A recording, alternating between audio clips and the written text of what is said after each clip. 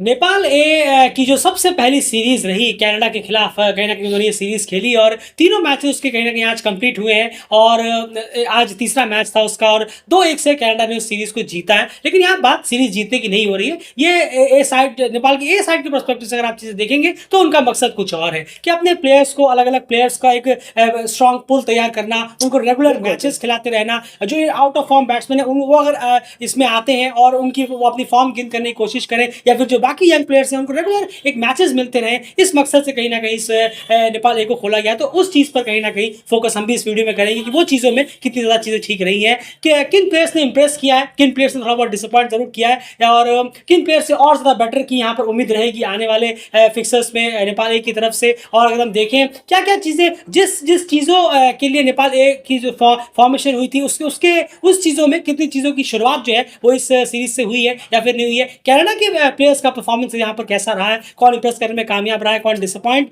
कहीं ना कहीं किया कि उन्होंने, इन सब चीज़ों पे यहाँ पर बात करेंगे। तो यूटिलाइजेशन कैसा किया है नेपाल ने इस टूर्नामेंट का, सीरीज का, इस पर ही बात जरूर करेंगे। सबसे पहले यहाँ मैं प्लेयर्स की परफॉर्मेंस की यहाँ बात कर लेता हूँ, फिर हम हमारे मेन मुद्दे पे चलेंगे यहाँ और हम चाहेंगे कि आप प्लेयर परफॉर्मेंस को भले ही आप स्किप करें, लेकिन उस मेन हमारे जो पॉइंट जो हमारा डिस्कशन रहेगा कि नेपाल ए ने इस सीरीज को यूटिलाइज किस तरीके से किया है, कितना बेहतर किया, कितना नहीं किया है, उस पार्ट को जरूर सुनिए। चाहेंगे आप पूरा ही सुनिए, लेकिन फिर भी अगर आप चाहें तो इस पार्ट को स्किप कर उस पार्ट को जरूर सुनिएगा क्योंकि वो बहुत इंपॉर्टेंट पार्ट रहेगा। लेकिन यहाँ बात प्लेयर्स की भी करनी जरूरी है कि प्लेयर्स ने परफॉर्मेंस आखिर कैसी दी है। एंड सबसे पहला नाम इस लिस्ट में जो इंप्रेस करने में कामयाब रहे हैं, कनाडा नेपाल सबसे मिलाकर कोई भी हो सकता है। जरूर बशीर अहमद को अगर हम देखें, उन्होंने 2 हाफ सेंचुरीज भी लगाई हैं यहाँ पर। कुल मिलाकर उन्होंने 127 रन तकरीबन किए, 2 हाफ सेंचुरीज और 3 विकेट भी साथ में निकाले हैं। वहीं अगर आप देखेंगे कनाडा के लिए तो नवनीत धालीवाल जिन्होंने 160 रन के अराउंड किए, 80 रन की एक इनिंग खेली, उसके बाद 45-36 रन की लगभग एक इनिंग सिमिलर जैसी आई है। वहीं पर अगर हम देखें उसके बाद राशिद खान जो कि नेपाल के एक ऑलराउंडर है, वहां पर भी उन्होंने एक अच्छा परफॉर्मेंस दिया, 2 40s लगाई हैं, 3 विकेट तकरीबन उन्होंने निकाले हैं। साहब आलम की अगर हम बात करें, 9 विकेट उन्होंने भी निकाले, 4 फॉर 3 फॉर और 2 विकेट भी साथ ही साथ उन्होंने लिए हैं। श्रेयस मोवा ने एक हाफ सेंचुरी लगाई थी 68 रनों की, 23 रन की नॉट आउट इनिंग भी खेली कनाडा के लिए और तीसरे मैच में वो खेले नहीं। वहीं पर अगर हम बात करें एक और प्लेयर की, निकोलस कीर्तन, जिन्होंने तीसरे मैच में एक अच्छी हाफ सेंचुरी लगाई और साथ ही साथ विकेट से भी, बॉलिंग से भी वो थोड़े से यहाँ पर अच्छे रहे, 2 विकेट भी साथ में उन्होंने निकाले। बिल्कुल, निखिल दत्ता की अगर बात की जाए तो उन्होंने भी 67 रन, एक इनिंग में नॉट आउट लिए थे, फिर उन्होंने कुछ आध विकेट्स भी यहाँ पर निकाले और लास्ट गेम में 14 रन का भी उन्होंने कंट्रीब्यूशन दिया। कंट्रीब्यूशन की तो ये बात हो गई। और तो यहाँ पर अगर हम देखें तो एक चीज़ जरूर है, यहाँ थोड़ी सी प्लेयर्स की बात करना चाहूँगा। बशीर अहमद की बात करें, उन्होंने कंसिस्टेंसी बहुत अच्छी दिखाई है। अगर हम देखें दोनों इनिंग्स में 50 भी यहाँ पर निकाला है और अगर हम बात करें विकेट तो चलिए उन्होंने निकाले एक आध, लेकिन दोनों इनिंग्स में 50 और नॉट आउट हो गए हैं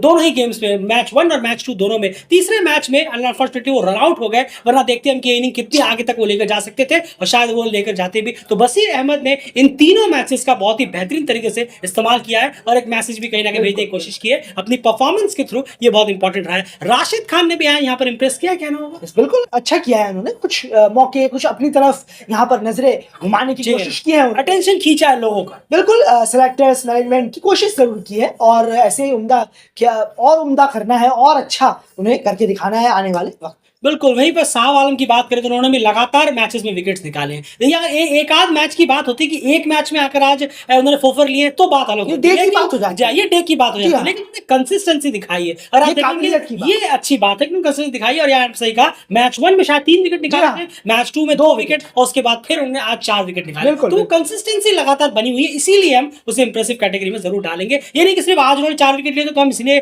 कहेंगे, बिल्कुल नहीं, हमने कंसिस्टेंसी चेक की थी या नहीं थी और ये इन 3 प्लेयर्स की कंसिस्टेंसी सबसे ज्यादा थी। बशीर अहमद, अगर बात करें राशिद खान और साहब आलम, इनकी कंसिस्टेंसी सबसे ज्यादा बेहतर यहाँ पर रही है। और अर्जुन कुमल के बारे में आप बिल्कुल अर्जुन कुमल के बारे में हम डिस्कस कर रहे थे और कहीं ना कहीं हम ये डिस्कस कर रहे थे कि चलिए इनका कम से कम आउट होने का तरीका एक बार देखा जाए, शॉट्स देखे जाए। तो जो वो आउट हुए कहीं ना कहीं अपने इनर की वजह से थोड़े ज्यादा हुए, थोड़ा सा बैटिंग इनर इनका यहाँ पर रहा है। अगर आप पहले गेम में देखेंगे मेरे ख्याल से वो इनसाइड आउट कवर्स के ऊपर से लगाने की कोशिश कर रहे थे और वो बोल्ड हो गए। तो कहीं ना कहीं बॉल बहुत जो बहुत सीधी करके एकदम बॉल आ रही थी, वो कहीं ना कहीं बॉल की जजमेंट में थोड़ी सी गलती जरूर हुई। उसके बाद बात करें सेकंड मैच में मेरे ख्याल से वो बैकफुट पुल पंच करने के कहीं ना कहीं वो जा रहे थे वो। और अगर हम देखें कीपर जी हाँ, नहीं विकेट कीपर के पास नहीं।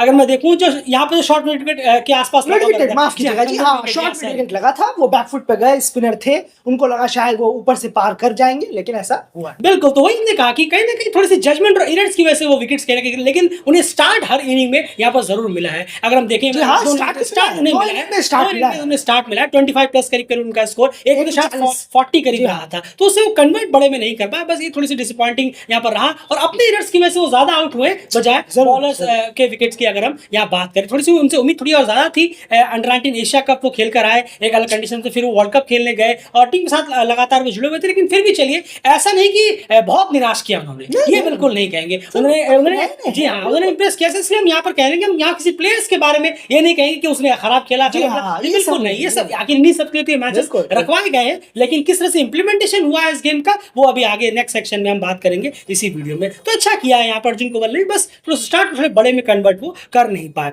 यहाँ पर बॉलर्स की बात भी आगे करेंगे। एंड कनाडा के प्लेयर्स के बारे में आपका क्या ख्याल है? नवनीत धालीवाल एक स्टैंड आउट निकले हैं। प्लेयर्स ने इंडिविजुअली कुछ गेम्स में जरूर अच्छा किया, कभी निखिल दत्ता ने, कभी निकोलस किर्दोन ने, पर नवनीत एक ऐसे प्लेयर हैं कनाडा के लिए जो शायद हमें हर जगह हर कंडीशन में रन्स करते हुए, बिल्कुल ये बहुत बड़ी एक उनमें एक कैपेबिलिटी है जो हमें नजर आई। खाली ये देखकर नहीं कि वो कैसा खेल रहे हैं, शायद बच के खेल रहे हो या ई आउ होकर 40 रन तक पहुंचे हो, 50 रन तक पहुंचे हो, नहीं, उनके शॉट्स क्लियर हैं, बाउंड्री रोक को क्लियर कर रहे हैं, एक चौके के बाद वो सिंगल्स लेना नहीं भूल रहे हैं। ये सब चीजें उनके दिमाग में गेम अच्छी तरह है, तो उम्मीद है कि ये हमें हर कंडीशन में रन्स करते हुए कनाडा के लिए दिखेंगे। बिल्कुल, और कहीं ना कहीं साथ अगर की मैं बात करूं तो साथ में कहीं ना कहीं कहा था कि मुल्तानी में जहां वो गेम खेल रहे हैं थोड़ी सी पिच जो है वो और ज्यादा टफ है इन कंपेयर टू टीयू के बारे में, जो उनका खुद का इंटरव्यू था, मैं 19 की बात कर रहा हूं। तो उस सिचुएशन पे भी नवनीत ने कहीं ना कहीं अच्छी इनिंग खेली है जहां पर स्पिनर्स को काफी यहाँ पर हेल्प मिल रही थी।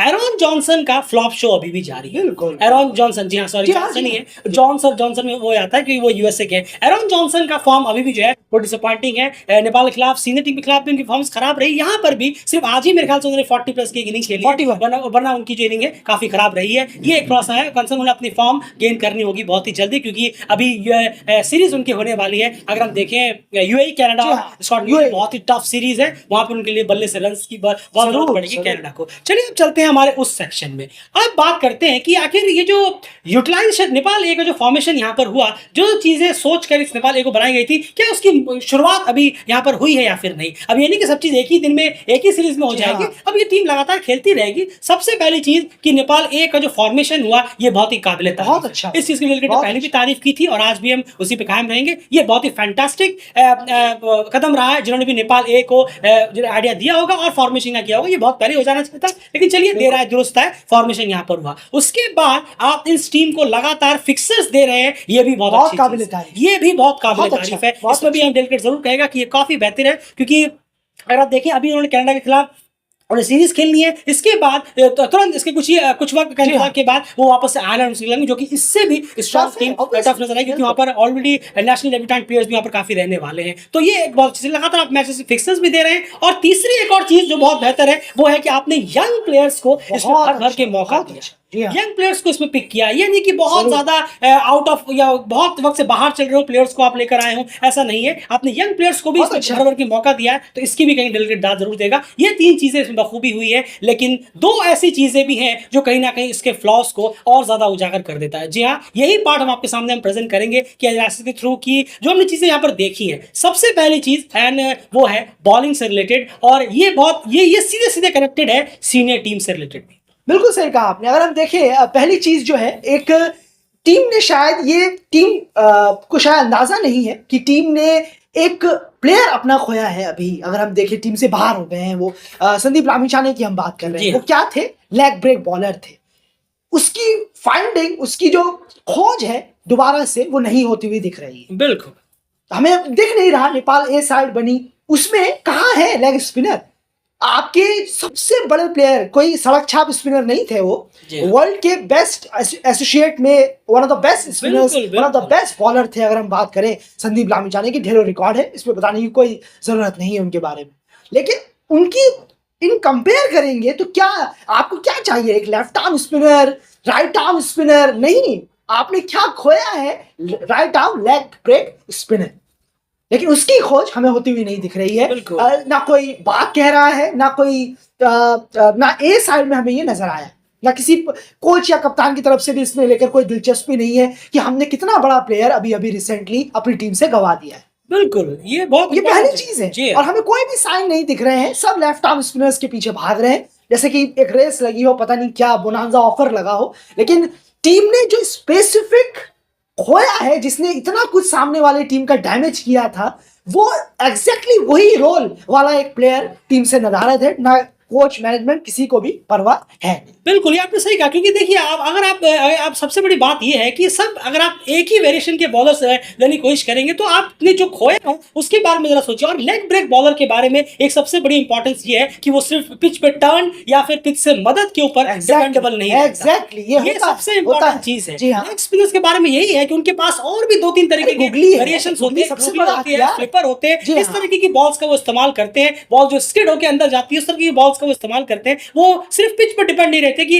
वो ग्रास वाली बॉल्स पे भी आपके लिए विकेट्स निकाल कर दे सकते हैं। वो फ्लैट पिचेस पे जो बैटिंग डेक है उस पे भी विकेट्स निकाल दे सकते हैं। और जिस दिन टर्न हुई उस दिन तो फिर आप क्या ही कहिए, नजारा ही अलग होंगे। तो उसको लेकर कोई एक तैयारी नहीं है। ये नहीं कह रहे हैं कि एक ही दिन में आपको उनका रिप्लेसमेंट मिल जाएगा, लेकिन वो काम कहाँ हमें तो दिख रहा है। नेपाल ए साइड बनी, उसमें भी कोई वो नहीं कि कोई वो नहीं कि लेग स्पिनर के बारे में जरा लेग स्पिनर को लाकर यहाँ उनको मौके दिए जाए, उनको खिलाया जाए, उनको 8-8 9 ओवर दिए जाए, कोई बात नहीं, रन्स के लिए जाए। यहाँ पर सबसे बड़ी एक चीज और क्या है कि आप जीतने के बारे में ज्यादा ना सोचकर अपने नेपाल ए जिस वजह से बनाई गई थी उस वजह को सोचिए। हाँ, बहुत खूब। अब हमें ये मैच जीतना था, ये सीरीज 2-1 से हमें जीतनी थी यार, सीरीज नहीं जीते, ओ सैड हो गए यार, हम अफसोस हो गया, कोई बात नहीं, बेटर लक नेक्स्ट टाइम।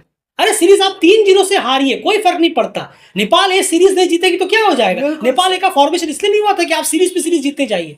ये फॉर्मेशन इसलिए हुआ है, जैसे कि पारस सर ने भी यहाँ पर कहा था कि इस वजह से ये हुआ है कि और ये होता है इस वजह से है कि हम एक स्ट्रांग पुल तैयार करने की कोशिश कर रहे हैं, जो अलग अलग डिपार्टमेंट के स्ट्रांग पुल्स रेडी करेंगे। और हम ये नहीं कहते किसी भी इसी सीरीज से रेडी हो जाता, लेकिन क्या हमें वो प्रोसेस देखने को मिला? नहीं मिला। अब आप सोचिए, संदीप लामिछाने अभी एब्सेंस है, अभी उनको लंबा वक्त लगेगा, आएंगे कब आएंगे नहीं आएंगे वो सब बातों में हम नहीं पड़ेंगे, लेकिन उनकी रिप्लेसमेंट के लिए क्या अब काम शुरू हुआ लेग स्पिनर पे? चलिए वो आ भी गए तो क्या वो आखिरी होंगे? उसके बाद क्या आप किसी को तैयार नहीं करेंगे? लेग स्पिनर एक बहुत इंपॉर्टेंट होता है, उस पर कोई काम ही नहीं हुआ। क्या शुरुआत भी हुई उस प्रोसेस की? हम ये नहीं कहते कि एक ही दिन में, हम वापस से कहूंगा शुरुआत हुई उसकी, नहीं हुई। नेपाल में भी वो नहीं दिख रहा, कनाडा सीरीज में भी वो नहीं दिखा, यानी लेग स्पिनर वाला ऑप्शन वो आपने एग्जिट कर दिया। एक चीज और यहां पर है, वो भी बॉलिंग से रिलेटेड है और वो फिर से सीनियर टीम से रिलेटेड जुड़ा हुआ। बिल्कुल सही कहा आपने, और ये है पेसर्स से रिलेटेड। पेसर्स का रोल यहां पर जो हमें दिखा नेपाल ए में, वो बहुत ही नदारद दिखा है। अगर आप देखें, जैसे आपने एक लाइन कही, जीतो जीतो, ये मैच को जीतो, इस मैच को जीतो, गेम से हमें लर्न करना है या कुछ क्या करना है, तैयारी कैसे बनाई है। बिल्कुल, क्यों नेपाल ए हमने बनाई है, इससे हमें क्या लेना है, ये सब गायब हो चुका है। सिर्फ मैच को जीतना है करके शायद ये घुसाया जा रहा है प्लेयरों पर, अगर हमें जहां तक ध्यान है। अब आप देखिए, एक स्टार्ट आपके सामने हम रखते हैं। 137 ओवर नेपाल ने इस बायलैटरल सीरीज में कनाडा के खिलाफ अभी नेपाल ए ने डाले, 137 ओवर, जिसमें से 33.3 ओवर सिर्फ पेसरों ने करा दिए। 137 में से 33 ओवर यहां पर सिर्फ पेसर करा रहे हैं, और सारे के सारे स्पिनर, सारे संदीप जोरा आ रहे हैं बॉलिंग कराने, फिर आपके साहब आलम, बशीर अहमद भी आ रहे हैं बॉलिंग कराने के लिए, सब स्पिनर। अगर आप देखेंगे, प्रतीश जीसी, राशिद खान, रीजन ढक्कल, हेमंत धामी, इनको खिलाया गया और किसी एक का भी 10 ओवर का कोटा नहीं है किसी एक मैच में। बिल्कुल, क्या कौन सा और सबसे बड़ी बात यह है कि आपको ये, मैंने क्या कहा कि सीनियर टीम से कनेक्टेड है, कि आप ये देखिए कि क्या हमारे सीनियर लेवल पर पेसर्स रेडी हो रहे हैं? क्या हमारे पास तीसरा पेसर है? अभी मैं अगर 100 लड़कों की भीड़ में पूछूं, मान के चलिए आप ये वीडियो सुन रहे हैं, जो भी 100 लोग अगर सुन रहे हैं, अगर मैं आप 100 से पूछूं, आप बताइए आप तीसरा पेसर किसे लेना चाहेंगे टीम में? तीसरा पेसर नेपाल के लिए कौन होगा सीनियर टीम में? अगर आपसे मैं पूछूं, यकीन मानिए 100 में से कम 10-10 के 10 ग्रुप डिवाइड हो जाएंगे जो अलग अलग नाम लेंगे। इसी से पता चलता है कि तीसरा पेसर रेडी नहीं। बिल्कुल, और ये एग्जैक्टली है नेपाल ए में जो अभी हमें दिखा, इस पहली सीरीज में जो हमें दिखा है वो यही है कि ना एक जो इन्होंने स्पिनर को खोया उसका कोई रिप्लेसमेंट, ठीक उसी तरीके से उसका रिप्लेसमेंट, और पेसरों को तो एकदम पैरों के नीचे कुचला जा रहा है। ये तो डायरेक्टली है, पेसर को समझा ही नहीं जा रहा, ना सीनियर टीम में ना यहाँ पर, कि पेसर भी कुछ रोल अदा करते हैं।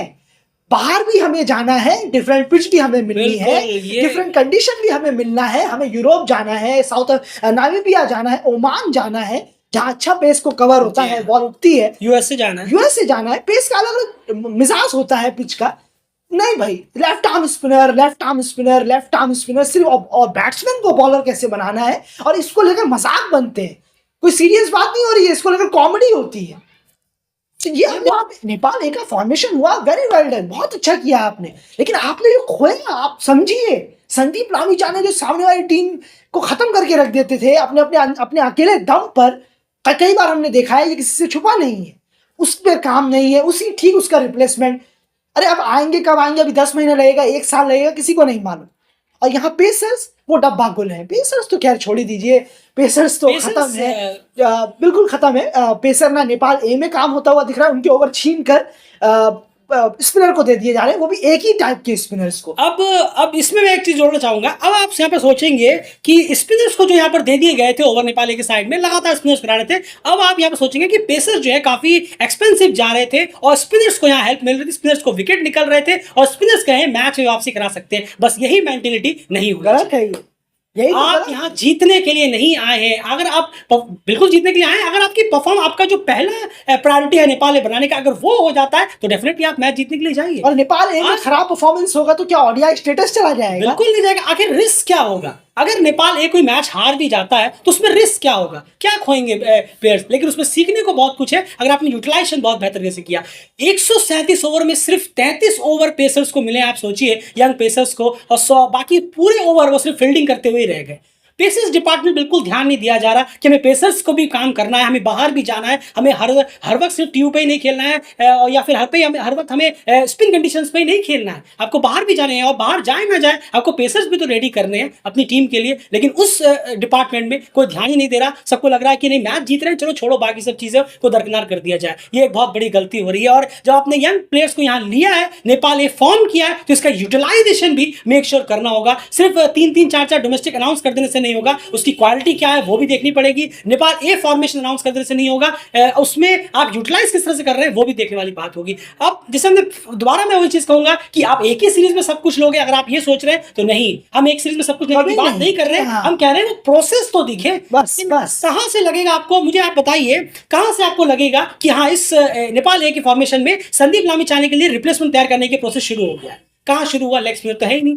उसके बाद पेसर्स पे काम करना शुरू हो गया है नेपाल ए में, कहां है प्रोसेस? 33 ओवर बॉलिंग कराकर 100 ओवर उन्होंने फील्डिंग की है पेसर्स ने, बस इसीलिए कि वो थोड़ा एक्सपेंसिव होगा या फिर उनको मैच नहीं मिल रही। ये बिल्कुल भी खराब है। तो ये अगर हम ओवरऑल देखें, यूटिलाइजेशन जो है वो बहुत ही खराब रहा है। एंड कनाडा के, इसलिए आप सोच रहे होंगे कनाडा के बारे में यहाँ बात क्यों नहीं हो रही, क्योंकि कनाडा की तो ऑलमोस्ट फुल फ्लेज टीम यहाँ खेली थी। वो कनाडा की ये साइड नहीं है। कनाडा खुद अभी नई ओडीआई स्टेटस गेन कर रही है, उन्हें तो जितने मैचेस मिले उतना उनके लिए कम है। वो ऑलरेडी कहीं ना कहीं अभी फिलहाल एक अंडरडॉग्स में से उन्हें परफॉर्मेंस सबसे देनी है, अभी उन्हें इंप्रेस करना बाकी है, और वो तो उनकी फुल फ्लेज टीम थी। लेकिन आप ये साइड है, आपकी बिल्कुल अलग टीम थी, वहाँ सीनियर से कोई लेना देना नहीं है। इसीलिए आपका फॉर्मेशन हुआ था कि आपको इस सीरीज से यूटिलाइज करना है। ये दो चीजें हमें यहाँ पर नदारत देखने को मिली है। लेकिन फिर भी कनाडा के पेसर्स का क्या हाल रहा है और स्पिनर्स क्या हाल रहा है? नहीं, जरूर देखिए, कनाडा के पेसर्स ने यहाँ पर कहना होगा कि ठीक ठाक से थोड़ा कम ही काम किया है। वहां पर भी 48 ओवर उन्होंने भी डाले हैं, और 146 ओवर टोटल कनाडा ने डाले नेपाल को इन 3 मैचों में, जिसमें कि 48 ओवर यहाँ पर पेसर्स ने डाले हैं। 8 विकेट भी निकाले हैं यहाँ पर पेसर्स ने। और एक चीज बहुत अच्छी है, यहाँ डिनॉल हेलिजर को यहाँ लगातार बॉलिंग मिली है। 10 ओवर 8 ओवर 8 ओवर लगातार उन्हें बॉलिंग दी गई है। और ये क्यों अच्छा है? क्योंकि वो ओडीआई सीरीज में बहुत बुरी तरह फ्लॉप हुए। बिल्कुल, उनको यहाँ बॉलिंग दी गई है। कलीम सना को यहाँ पर एक मैच के लिए बुलाया गया, उनको भी यहाँ पर बॉलिंग दी गई, उन्होंने भी यहाँ डिलीवर किया, एक आध विकेट भी उन्होंने निकाले हैं। लेकिन उनका परसेप्शन यहाँ पर यह है कि हमें ज्यादा से ज्यादा गेम्स खेलने हैं। जी हाँ, क्योंकि वो उनकी तो सीनियर टीम है, ये उनकी ए साइड नहीं है। बस यही तो बात है, ये समझने की जरूरत है कि कौन कितना सीरियस ले रहा है। अगर कनाडा भी इस चीज को हल्के में ले रहा है कि हाँ कोई बात नहीं, अभी बस हमें भी ये सीरीज जीतनी है, तो कनाडा के लिए भी नुकसान, बहुत नुकसान होगा। ये हम नहीं कह रहे हैं कि कनाडा ने 48 ओवर करा दिए तो बहुत अच्छा कर दिया, बिल्कुल नहीं। अगर कनाडा की भी यही सोच है कि इस सीरीज को नेपाल ए को हराओ, नेपाल ए को जीतो, सीरीज जीतो, तो बिल्कुल नहीं। कनाडा का भी बुरा हाल होगा इस वर्ल्ड क्रिकेट लीग 2 के खत्म होने तक। ये डेली क्रिकेट आज ही कह रहा है। बिल्कुल, वो उनके ऊपर डिपेंड रहेगा कि वो उसको किस तरह से लेते हैं। लेकिन जहाँ तक ए साइड फॉर्मेशन की बात है, ए साइड आपने फॉर्म की, क्या उसमें प्रोसेस कितना रहा? डेफ़िनेटली जैसे, और इसीलिए इस पूरे हम आप वीडियो में आपने एक चीज़ सुनी होगी कि हम यहाँ प्लेयर्स की परफॉर्मेंस की बात ही नहीं कर नहीं, रहे। नहीं, नहीं। क्योंकि प्लेयर्स की यहाँ पर कोई गलती नहीं, प्लेयर्स को मौका मिला, उन्हें लगातार खेलने का मौका, और ये बहुत बेहतरीन है। और मेरे ख्याल से 4-5 प्लेयर इनमें से ऐसे हैं जो सीधे-सीधे आयरलैंड रोड्स के प्लेइंग 11 में भी डन है, जिनके ऑलमोस्ट, पास ऑलमोस्ट, प्लेइंग 11 में जाना ही है। ऑलमोस्ट। उनके नाम कौन से होंगे? बशीर अहमद, साहब आलम है, संदीप जोरा को भी ले लिया जी जाएगा हाँ। वहाँ पर। और राशिद अर्जुन खान कुमार, जी हाँ, और राशिद, अर्जुन कुमार। बिल्कुल, बिल्कुल। ये 5 तो डेफिनेटली है कि प्लेइंग 11 में भी होने चाहिए सीधे-सीधे आयरन रॉड्स के खिलाफ ओडी में जब भी ये मैच खेलेंगे, काफ़ी बेहतर है। बाकी तो प्लेइंग 11 वगैरह, स्क्वाड वगैरह मैनेजमेंट डिसाइड करेंगे, कोच डिसाइड करेंगे। तो ये एक चीज़ थी जो हमें कही थी, यूटिलाइजेशन क्या प्रोसेस जो है, कि आपने जिस वजह से नेपाल ये बनाई है, उस वजह को भी थोड़ा ध्यान में रखिए। और उम्मीद है कि कनाडा आयरलैंड सीरीज़ के खिलाफ हमें वो सारी चीज़ें, प्रोसेस जो है वो शुरू होती हुई नज़र आएँगी। फिलहाल जिन भी लड़कों ने परफॉर्मेंस अच्छी दी है, वेल डन गाइस, वेल बहुत डन, बेहतर वेल डन, आपने बिल्कुल। परफॉर्मेंस किया है। बशीर ने इंप्रेस किया, और भी कई सारे प्लेयर्स ने इंप्रेस किया, हमने बात की पहले। और जो इंप्रेस नहीं कर पाए, आगे बहुत मौके हैं। नेपाल ए जो जरूर, फॉर्मेशन जरूर, हुआ है, काफी शानदार फॉर्मेशन हुआ है। लगातार इनमें मैचेस मिलते रहेंगे। जब आप बाहर जाएंगे तो और ज्यादा मजा है। बहुत अच्छा लगा। अब बाहर जाकर एक बिल्कुल। अलग एक्सपीरियंस होगा नेपाल ए का, उसमें भी कार नजर रहेगी कि कहाँ टीम बाहर जाती है। फिलहाल इस वीडियो में इतना ही। अपनी राय जरूर रखिए कमेंट बॉक्स में प्लीज, कि इसमें प्लीज, आपकी क्या प्लीज। राय है, कि नेपाल ए का यूटिलाइजेशन किस तरह से आपको लगता है और बेहतर तरीके से हो सकता है। तो आने वाले सीरीज के लिए जरूर कमेंट बॉक्स में अपनी राय रखिए। बने रहिए डेली चैनल के साथ।